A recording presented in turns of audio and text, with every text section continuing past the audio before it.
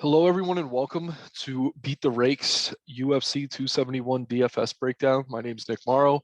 On DraftKings and FanDuel, you can find me as Nicky the Eye. And yeah, we have a really fun pay-per-view card tomorrow, so I thought I'd just really quickly go through each fight, give my leans, and just touch on the pricing for each. So I have FanDuel up, I have DraftKings up. The differences between the two sites, there are some scoring differences. DraftKings scores control time, so grapplers do have an advantage in that regard.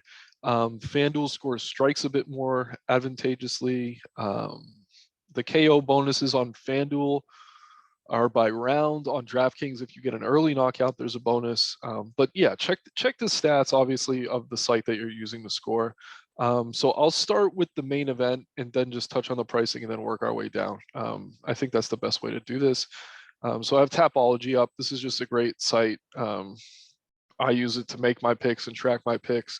But yeah, I mean, they have every fighter's record. You click on a fighter, you can kind of see what they've done lately. You can see my predictions. I got Izzy wrong against Blachowicz because he lost, but yeah, I've picked him every time otherwise. But yeah, he's the champ for a reason, one of the most dynamic strikers in the history of the sport. And he's facing Robert Whittaker, a guy he beat in 2019, but another fighter I think has come a long way and improved over the past few years. The key here is probably going to be whether Whittaker can execute a grappling heavy game plan. And if he does, that's going to score well, particularly on DraftKings. As good as Whittaker is, he's not exactly a high volume striker. I'm not sure that I would say Izzy is either. But the thing is, this is a 5-round fight. There is a very good chance we see it go all 5 rounds. So yeah, either of these guys could score very well in a win. But let's see here. I like how they broke this down on DraftKings better than FanDuel, but Adesanya is 9,200 on DraftKings and Whittaker's only 7K. So personally, I'm going to have a bet on Whittaker this card. I already have a little bit of money on him. I think he could pull off the upset here. I think the line has gotten way too wide. He's being disrespected by the bookmakers. Adesanya, he's one of the greatest ever, and he's been a champ for so long for a reason. But I do think Whittaker is the clear like 1B in that division. I think if anyone's going to challenge him, it's him.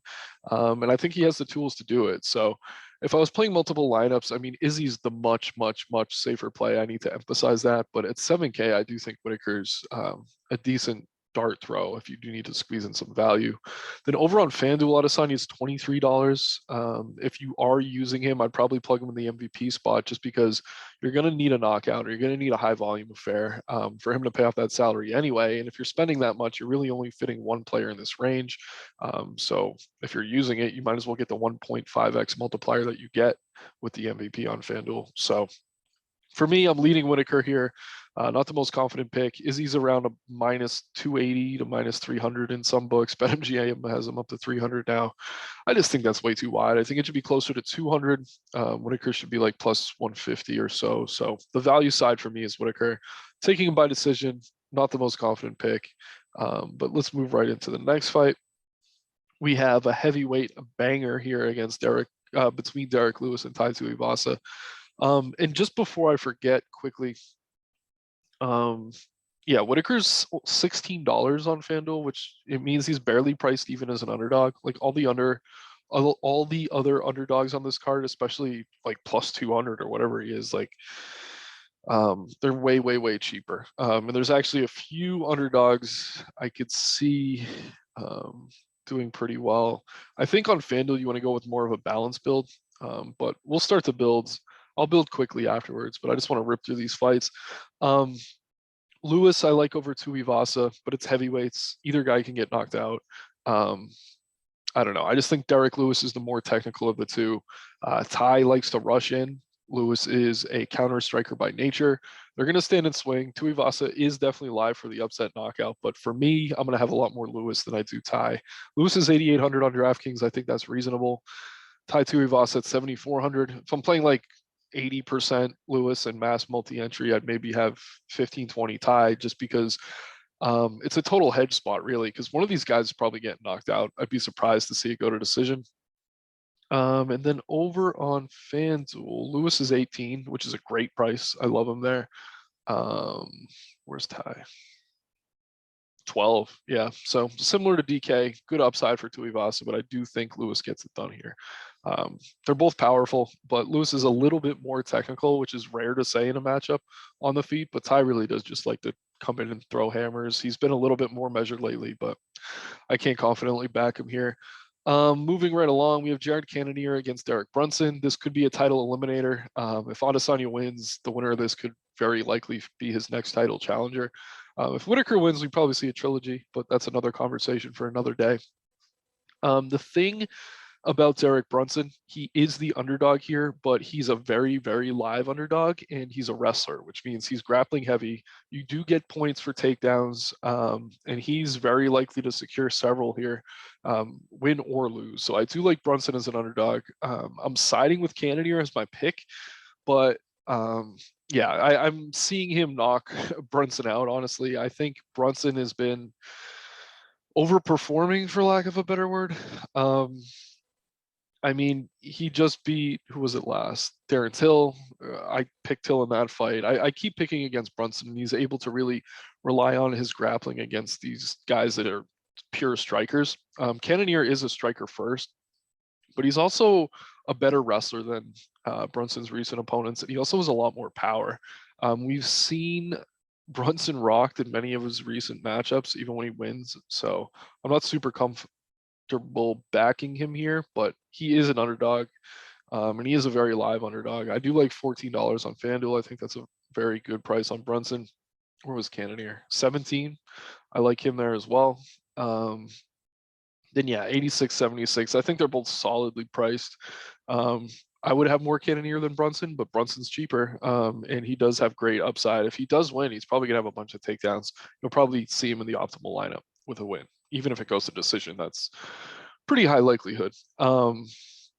Moving right along, Alexander Hernandez against Renato Moycano. This fight was recently moved to the main card after a few things shifted around. Moycano is a submission specialist first. He's a decent striker, but his jiu-jitsu is really what gets him most of his wins. Hernandez is kind of the opposite. Decent grappler, wrestler, but his power in his hands is what has found him most of his success. I'm taking Moycano here. It's a very low confidence pick, though. I could see having some Hernandez for DFS purposes just because he is live for that knockout. Let's see. 13 on FanDuel is really appealing. I like his upside there. 77 feels a little pricey. Like, unless you think he's getting the KO on Moycano, I don't know that you take him. I don't mind Moycano at 8,500. He's far more experienced than Hernandez. He's faced much tougher competition, and that's kind of my reason for picking him. So yeah, another good fight, but I'm leaning Moycano. I could see having shares of both though, on both sides. And I will say this: it's not like Moycano is going to be getting tons of takedowns here. Like, he's going to strike, hopefully not more than he should, and then he'll secure takedowns if they present themselves. Like, he's not a great wrestler. He doesn't have these great entries, but when he does get the fight to the mat, he's super, super dangerous. So even if he doesn't sub Hernandez, I could see him winning by decision off positional grappling, which wouldn't score well. So you kind of need the finish. And I mean, on a big card like this, you almost always want your fighters to be able to finish because you get so many more points. So just keep that in mind. This next matchup, I don't think we see a finish. It's between two very talented strikers, Nasrat Haqparast and Bobby Green.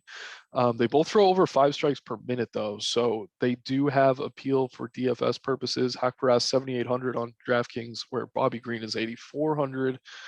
Then we got $16 Bobby Green on FanDuel, which I like a lot, and $15 Haqparast. So if you like Haqparast, I think I like him better on DK. And if you like Bobby Green, I think I like him better on FanDuel. But I am going with Green here. It is worth noting, though, he's been in a lot of split decisions. Texas judges are kind of known to be terrible. So I'm not exactly confident that the right guy wins if it does go to the scorecards. But yeah, I'm siding with Green. I just think he's the more experienced of the two. He's coming off a huge KO win over Ally Akita, which is kind of out of character for him. He's definitely more of a decision guy. But yeah, two super talented strikers. Really fun fight to start off the card. So keep going backwards. Now we're on the prelims. I probably won't have much of this fight either way for DFS. I think Arlovski wins. He's facing Jared Vanderaa. For those who don't know, Arlovski is a former champion, heavyweight champion. but this was like a decade ago. He's really not that fighter anymore. He doesn't really have the power he used to, but he does fight much smarter. So he's able to pepper most of these young guys on the feet. They use him as a gatekeeper for like the top 15, and he consistently shuts guys out. I think he's won like 4 of his last 5. Vandera, definitely a strong guy, good grappler, but really, really sloppy. And if he can get takedowns on Arlovski, he's going to score really well. But I just don't know that he's going to be able to consistently. So I'm siding with Arlovski here. I don't know that I like the price, though. Where is he? 16's not bad on FanDuel. And then 8,300. Yeah, I mean, he's not bad on either site, but we could pull up his game logs real quick. He doesn't score that well, generally speaking. Not a guy who gets knockouts. So yeah, we haven't seen him go over 100 fantasy points in a really long time. So while I like him to win, I probably wouldn't use him for DFS on either side, honestly. So we'll go on to the next fight. Kyler Phillips against Marcelo Rojo. This was originally on the main card, but it's been bumped. I think for the Moycano fight. But yeah, I think Phillips wins here. He's like minus 400. He's priced extremely expensively on FanDuel. I think he's similar to Adesanya. If you use him, you probably want to make captain just because you're spending so much to get there. And yeah, 9,400 on DK. I like him, but that is super expensive. There's only a handful of underdogs I like on this card. So I tend to want to go with more of a balanced build. But yeah, I like Kyler a lot. Rojo's live. He's a really tough kid, but it's Kyler all day for me here. I probably won't have any shares of Rojo on either site unless I'm really desperate for a punt. Like if you're trying to fit in 2 high-priced guys, you might need someone like Marcelo Rojo, but it's not a spot I'm really interested in. So yeah, Kyler Phillips on both sites if you can afford him. Not really a cash play, but nice GPP upside. Next, we have Albury against Gerard. Gerard has not been impressive at all in the UFC. I think he's lost both of his matchups. He's supposed to be fairly well-rounded, but he's only really found success against a low level of competition. Carlos Alberg's one of Adesanya's training partners, really good striker. We saw him KO'd in his debut, but he did have some moments, and Gerard's been knocked out 2 of his 3 professional losses. So I do think Alberg probably gets the knockout here. And if he does, that scores really well for DFS. So he's a viable option. Captain potential on FanDuel at $20, which isn't bad. DK 8,900, I'm fine with that. I will say this, Gerard's one path to victory is probably to ground the fight, get a few takedowns, keep Alberg down, neutralize that striking advantage, but I don't know that he's going to be able to do that here. So yeah, probably not for me. Let's see, next fight. I'm going to start moving a little quicker as we get to these lower level guys, but I do like Ronnie Lawrence a lot on both sides. I think he's one of the better DFS plays, and it's because he's a takedown machine. He's averaging more than 10 per fight so far in the UFC. That's a very small sample size, only 2 fights, but man, he's going to wrestle. He's going to chain wrestle. If he doesn't get a takedown, he's going to try again, and if Martinez gets back up, he's going to just ground him. So I don't know. I'm all over Ronnie Lawrence here. I like him as a parlay piece. I like him maybe to win inside the distance. I'd have to look at those odds, but on both sides, he's one of my favorite pay up options, and it is because of that grappling heavy game plan. He's still pretty young. I don't know that he's the safest like heavy favorite on the card, but I do think for DFS his upside is super appealing. Jacob Malcoon against Aj Dobson. So Dobson's live for an early knockout. He's going to come in swinging hard. But Malcoon's a grappler, similar to Lawrence. He's going to shoot takedowns, going to go for multiple. He has submission upside, so he can finish inside the distance. So at 8K, I love him on DK. For me, he's a borderline cash play. There is the chance that Dobson knocks him out. So maybe don't go too heavy on him, but I love his upside at his price. Another guy who's going to secure multiple takedowns. We just got to hope he does a little more on the ground if he does get them than he did his last time out. Like he beat Al Hassan handily. But I don't know. I think he could have put a bit more damage on. Let me see. Oh, I mean, 115 fantasy points, pretty damn good. So yeah, I'll plug him in first here as we're gonna build after the fact. Let's keep going. Wrapping things up. We got 3 more. Douglas Silva de Andraj, veteran brawler against Sergey Morozov. Kind of a well-rounded Another one of these really highly regarded European prospects. He fights out of Kazakhstan. We've seen him have success against pretty high level competition. Not quite the same level as Andraj, but this feels like two fighters head in different directions. Andraj is certainly on the back end of his career. Like you could fight into your 40s if you're a heavyweight, but these lower weight classes, speed is everything. And yeah, he's 36. It's really old for a bantamweight. And looky here, I've predicted his last two fights perfectly. I had Murphy by decision, and then I had Andrade winning by first round KO. So maybe there's something to the fact that I'm picking Morozov by decision here. I think De Andrade is a viable punt if you're looking for one in GPPs. Not someone I trust that much, but let's see. Morozov's 19. I mean, I don't know that he's going to shoot for as many takedowns as a Malcoon or a Lawrence, but he does kind of fit that same mold.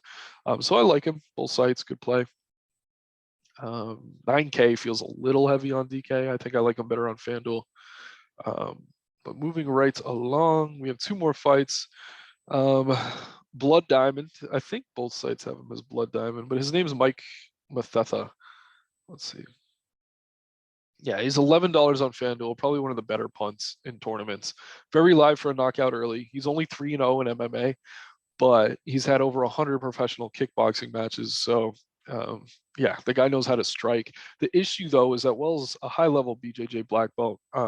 He should be able to get this fight grounded where I think he's going to have his way with the newcomer Blood Diamond. So, yeah, I'll have some shares of Blood Diamond if I'm playing multiple lineups. But Wells is the pick, and I'm pretty confident in him here. I don't love the price, but it will be a takedown heavy game plan, and he is going to be looking for a submission. So I don't mind him. Like I'd rather play Lawrence, probably rather play O'Neal. But yeah, and did I skip the girl fight? I think I did. That's my bad. So yeah, this is Roxanne Modafferi's retirement fight. She's facing a young prospect in Casey O'Neill, who I'm pretty high on. I'll have shares of O'Neill on both sites for sure. 9,500 on DraftKings though feels a little bit ridiculous, but the reason I like her is because Roxanne's pretty tough. I think O'Neill's going to look better. She's going to get takedowns, land a ton of strikes, and probably get a finish late if she does even get a finish. But she's going to score excellent here, so I like her a lot on both sites. Not exactly sure how I missed that one. That's the only one I missed, right? Yep. All right, so last fight is funny here. We have William Knight against Max and Grisham. This was supposed to take place at 205 light heavyweight, but Knight missed weight by 12 pounds. So they've agreed to fight. Knight has to give up 40% of his purse to Grisham. And he's going to outweigh him. But the thing is, he took this fight on short notice. He had a really bad weight cut. And I don't know. I don't love either of these guys. They're both pretty well-rounded.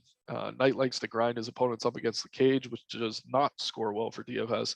But if he's scoring takedowns, he would score well, and he is always live for that knockout. So I don't mind Knight as an underdog. I think he is certainly live here. And then I'm really not crazy about Grisham. I think he wins by like decision. And Knight's just not the type of guy to, I don't know, stand in range and get hit. Like he's going to be in the clinch, and I just don't see either guy scoring that well. So this really isn't that fight that I'm that excited about for DFS, unless it's to get some shares of Knight as an underdog. He is live for a knockout here. So that's all the fights. If you guys want to look at the odds or on best fight odds, like throughout the week, they change. So sometimes you can get big pricing discrepancies as the market shifts things, but we don't really have that here. So I'll quickly build like, I don't know, I'll throw 3 or 4 guys in on each site, like a core, quote unquote. I don't know that that's exactly what, I don't know. So let's see. I'm pretty confident in Phillips. I'm also really confident in O'Neal, but I think I'd go maybe Lawrence at captain. I think you go Izzy, Phillips, O'Neal, or Lawrence at captain. I could see going Ulberg or Derek Lewis as well. But I just love how many takedowns I expect Lawrence to probably get here. So that's my pick. He's a little bit riskier than Ulberg, maybe though. I don't know. I'll go Lawrence for now. This is more of a GPP build. This is like that $8. Cash is tough for UFC. It's not something I really do anyway. But let's see. Favorite underdogs. I like Bobby Green for 16. I love Malcoon for 15.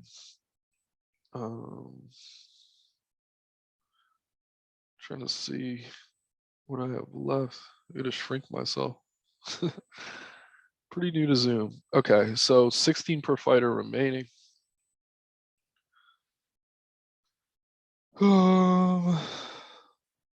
Yeah, you almost have to take an underdog to make things fit. I have Whittaker, could go there. Go Cannonier. Then we have to take a 15. Yeah, I mean, don't play two guys in the same fight here, but these are all plays I'm pretty high on. I'd probably start with something like this. Then you got to pick an underdog. I don't know. Tuivasa's live. Martinez.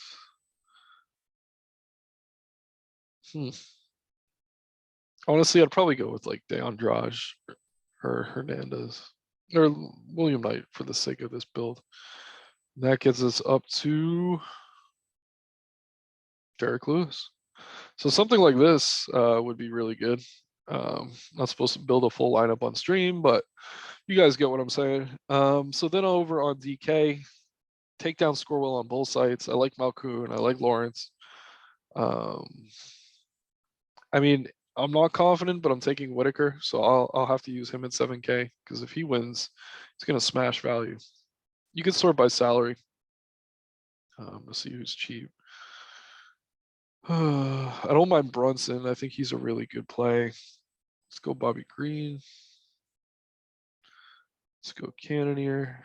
And then we got 87. That leaves us with Moycano, Grisham, Arlovski. I'd go Moycano of those. I'm not the most confident in him winning, but I think he's the most live for a finish. So that's all for today, guys. Really fun card. I'm going to be in the Discord talking fights if you want to hop in there. We just got started. So look up Beat the Rake. I should have a link in the description to this video. But enjoy the card tomorrow. The slate locks at 6 p.m. Should be a really fun night of fights. Thanks again for tuning in. Good luck.